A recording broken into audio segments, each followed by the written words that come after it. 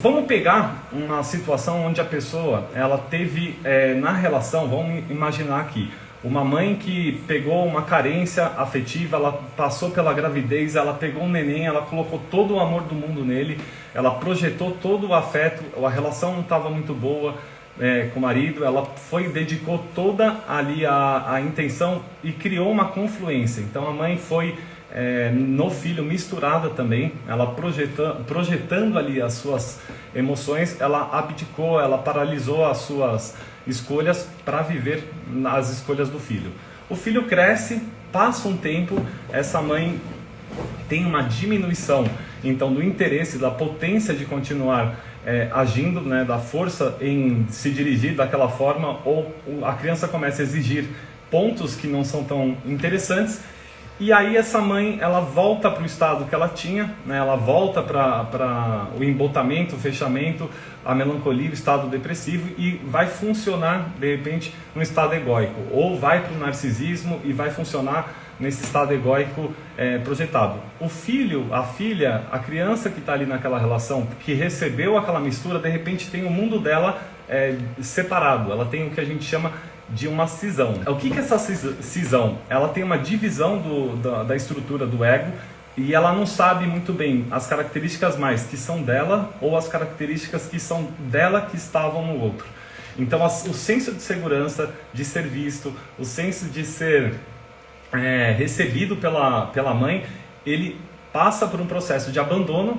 E aí a criança então olha para o mundo, a base referencial dela, a mãe, a base referencial, o pai, que vem e vai complementar essa estrutura, e ela olha para o mundo então e ela projeta essa situação. Ela cria uma modificação na visão, ou seja, se minha base é assim, o mundo será assim também.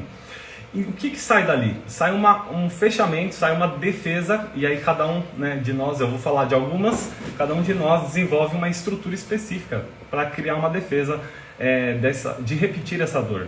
E a gente carrega isso, encontra uma outra pessoa que também passou pelos seus processos, que teve a sua criação e que já tem ali a estrutura de uma personalidade formada. Quando a gente leva num relacionamento saudável dos pais, a característica homem, o menino do homem, aí ele pega no pai as características positivas, as ideias e as formações que o pai tem no comportamento, para buscar alguém parecido com a mãe, e vice-versa. A criança, quando menina, vai buscar características da mãe, identificando a mãe, para que ela possa se associar a características do pai que ela acha interessante, mas no objeto de uma relação que ela vai escolher.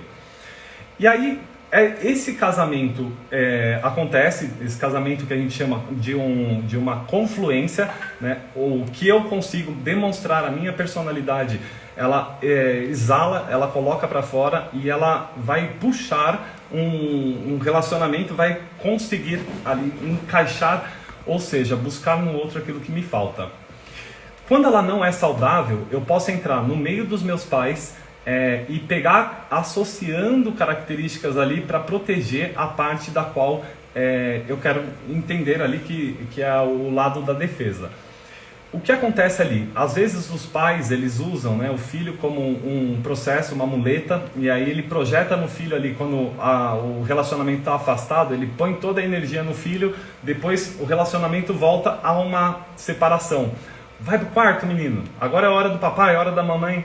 E aí o menino fica meio confuso, ele começa a perceber que ele é, de certa forma, manipulado, que ele tem as coisas, depois é tirado. Essa percepção cria uma ideia de um triângulo, né? E ela muitas vezes vai levar a característica da mãe ou do pai quando há uma briga, e vem ao filho colocando ele numa posição que ele não tem que estar. Ele entra, vai ouvir, tomar partido, seu pai é ruim, sua mãe é ruim, e aí ele vai associar essas outras características, e ele vai levar isso, né, de uma maneira patológica para a relação, porque ela está caracterizada na proteção. Então qualquer outro que seja então o meu parceiro, a minha parceira, será alvo dessa percepção, carregando então a dor que eu vou colocar no outro.